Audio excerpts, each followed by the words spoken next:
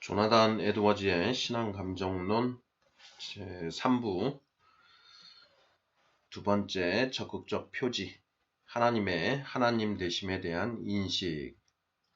은혜로운 감정이 생기는 가장 객관적인 근거가 신적인 일들이 가장 탁월하며 그 자체로 사랑스럽다는 데 있어야지 그 일들이 자기 이익과 관련되었다는 데 있어서는 안 된다.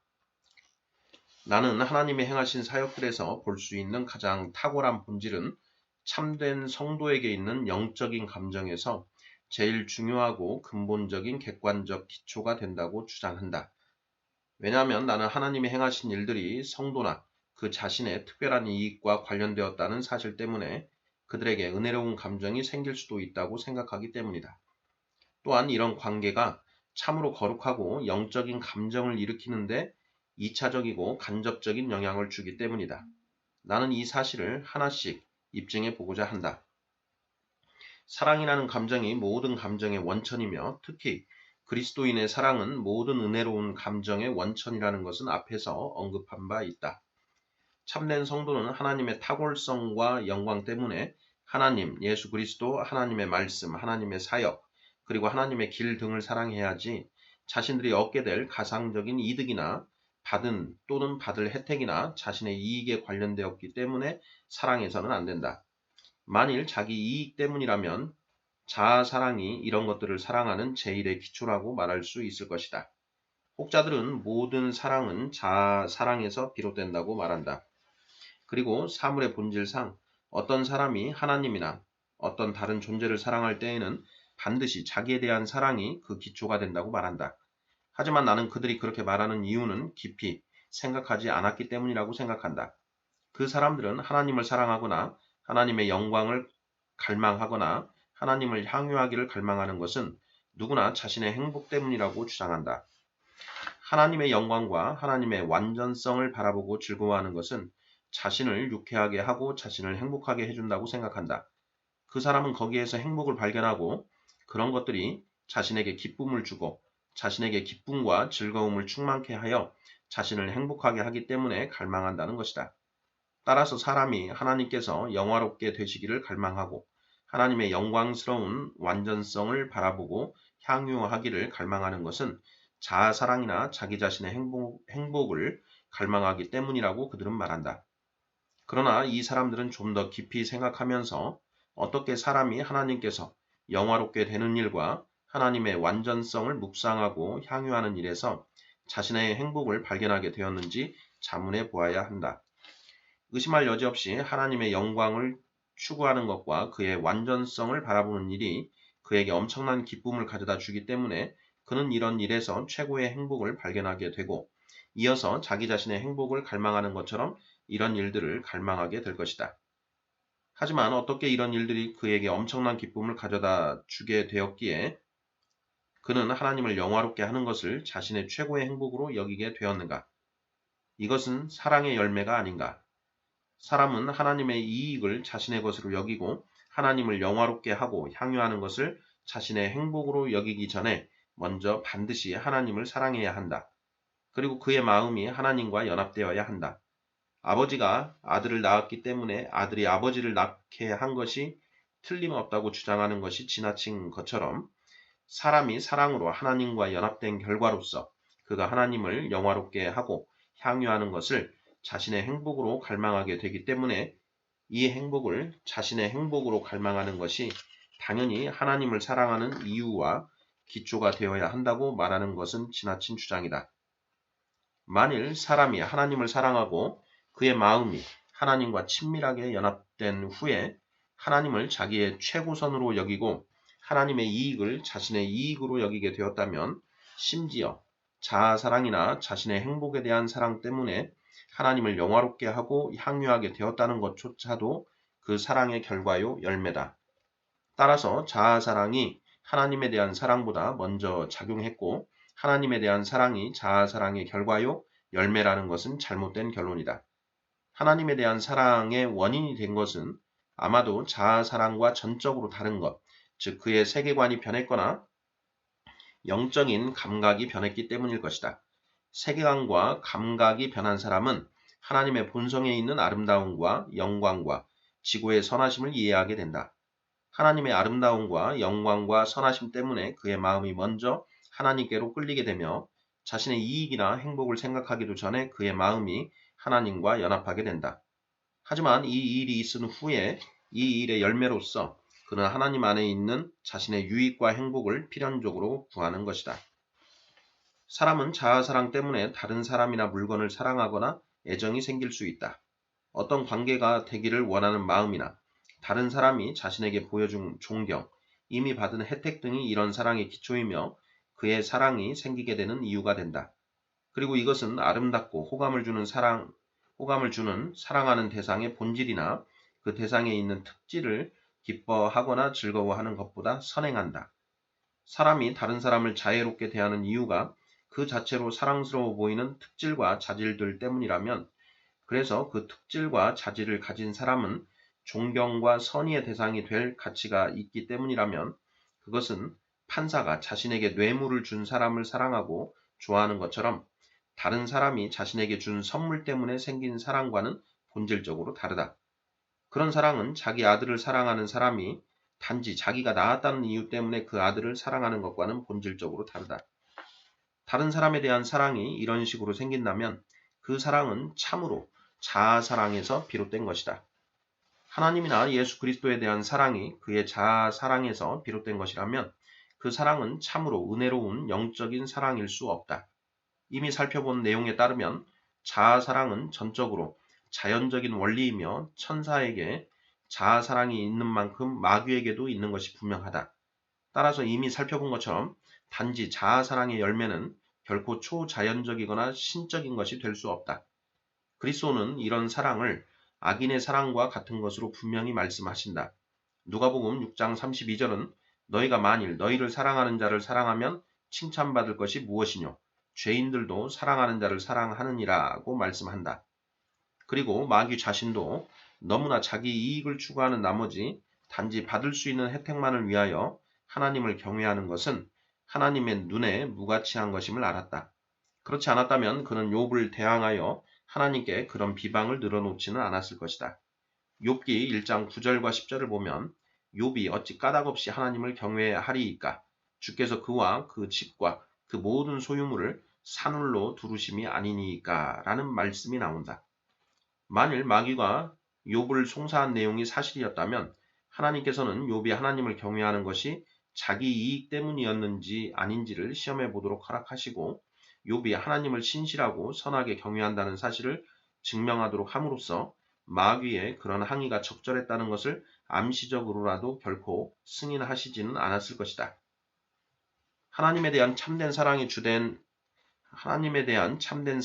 가장 주된 기초는 하나님 본성이 지고하고 사랑스럽다는 사실, 즉 하나님 자신이 사랑스러운 분이시고 사랑받으실 가치가 있으신 분이라는 것을 생각지 않는 것은 말도 안 된다. 주로 하나님 본성의 지고한 사랑스러움 때문에 사람들이 하나님께 호감을 느끼게 되는 것은 확실하다. 사람이나 어떤 피조물을 사랑스럽게 만드는 것은 주로 그 자체가 탁월하기 때문이다. 마찬가지로 하나님을 사랑스럽게 만드는 것, 즉 하나님에 대한 참된 사랑의 주된 근거가 되어야 하는 것은 마땅히 하나님의 탁월하심이다. 하나님의 본성, 즉 신성은 무한히 탁월하시다. 진정 하나님의 탁월성은 무한한 아름다움과 밝음과 영광 그 자체다. 하나님의 탁월성이 정말 사랑스럽다는 기초 위에 세워지지 않은 사랑이 어떻게 이런 탁월하고 사랑스러운 본성을 정말 사랑하는 것이라고 할 수 있는가? 그 자체의 가치와 소중함 때문이 아닌 사랑이 어떻게 그 자체로 무한히 가치 있고 소중한 것을 참으로 귀하게 여기는 것일 수 있는가? 하나님 본성 자체가 가진 이 무한한 탁월성이 하나님 안에 있는 모든 좋은 것의 참된 기초다. 그렇다면 하나님 안에 있는 모든 좋은 것과 옳은 것의 기초가 되는 하나님의 탁월성 때문에 하나님을 사랑하지 않고서 어떻게 사람이 하나님을 참되고 올바르게 사랑할 수 있겠는가? 하나님을 사랑하는 이유가 하나님께서 그들에게 베푸시는 유익 때문이라면 그 사랑은 잘못된 목적에서 시작된 것이다. 그들은 단지 하나님의 은혜가 그들에게 미치고 그들을 유익하게 하기 때문에 하나님을 존경한다.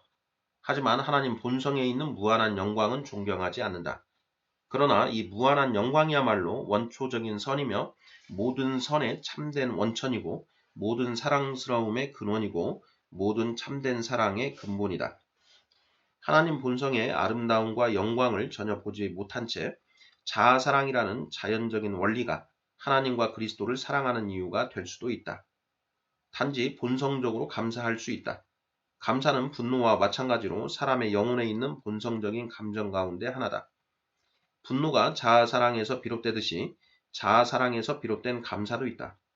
사람의 분노는 다른 사람을 대항하여 또는 다른 사람과 대립하여 생겨나는 감정으로 다른 사람이 자아사랑을 가로막을 때 생긴다. 감사는 사람이 다른 사람에게 느끼는 감정으로서 그 사람을 사랑하기 때문에 또는 그에게 감사하기 때문에 또는 자아사랑에 일치하는 것이 그 사람 속에 있기 때문에 생겨난다.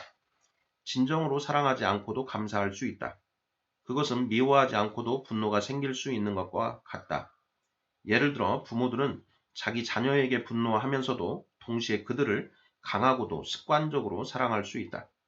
이런 감사는 그리스도께서 말씀하신 것처럼 악인 가운데서 작용하는 원리다. 누가복음 6장에서 그리스도는 죄인들도 사랑하는 자를 사랑하느니라고 말씀하시고 마태복음 5장 46절에서는 가장 육신적이고 방탕한 사람들이었던 세리들도 자기를 사랑하는 자는 사랑한다고 말씀하셨다. 이것이 바로 불의한 재판관에게 뇌물을 주는 이유이고 심지어는 사나운 짐승들에게도 적용되는 원리다. 개는 자신에게 친절한 주인을 사랑한다. 사람에게 이런 감사가 생기고 받은 친절 때문에 다른 사람에게 감사하는 것은 단지 본성적인 원리로도 충분하다는 것을 수많은 신뢰들이 입증하고 있다.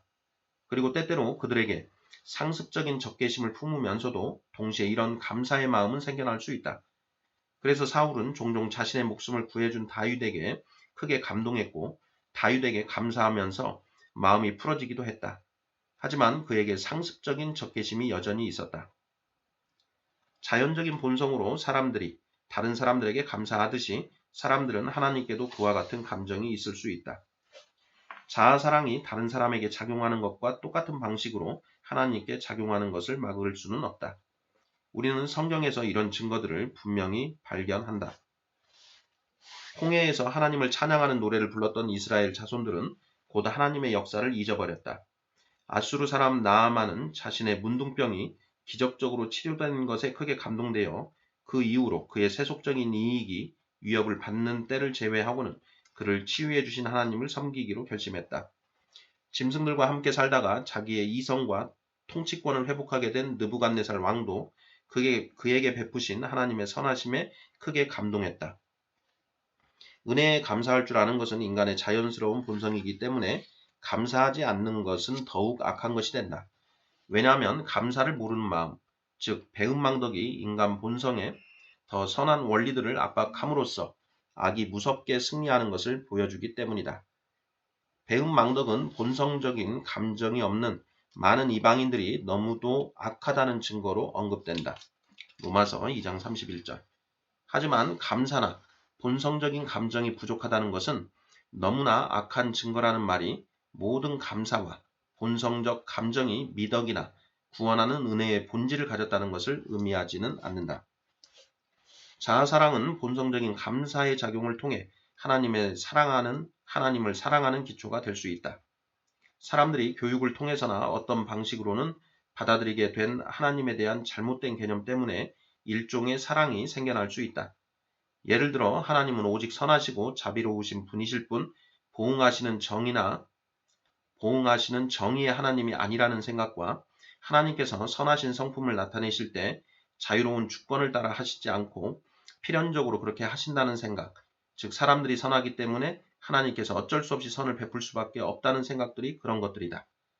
이런 잘못된 생각 때문에 사람들은 하늘에서 통치하시는 하나님을 결코 사랑하지 않으면서 자신들의 상상으로 지어낸 신을 사랑하게 된다. 하나님과 자신들이 어떤 관계에 있는지를 모르거나 자신들이 얼마나 두렵게 하나님의 진노를 촉발시켰는지를 깨닫지 못하기 때문에 자아 사랑만으로도 하나님께 어떤 감정이 생기는 기초가 될 수 있다. 이 사람들은 하나님을 반역하는 죄가 얼마나 악한지도 모르고 죄가 하나님의 거룩한 본성에 얼마나 끝없이 적대적인지를 알지 못한다. 그래서 그들의 생각 속에 자신들과 어울리는 신을 상정해 놓고 그 신을 자신들에게 호의를 베푸시고 자신들을 기쁘게 하시는 분으로 생각한다. 그리고 그 신을 아주 좋아하며 그 신을 사랑하게 된다. 하지만 그것은 결코 참되신 하나님을 사랑하는 것이 아니다. 그리고 자아사랑과 하나님께 받는 눈에 보이는 큰 은혜 때문에 하나님께 감정이 생길 수 있다. 실제로 나아만 장군과 느부갓네살 왕과 홍해에서의 이스라엘 자손의 경우에 그러했다. 하나님께서 자신들에게 호의를 보이시며 자신들을 사랑하신다는 생각이 하나님을 사랑하는 근본적인 이유일 때 하나님을 향한 매우 고조된 감정이 종종 생길 수 있다.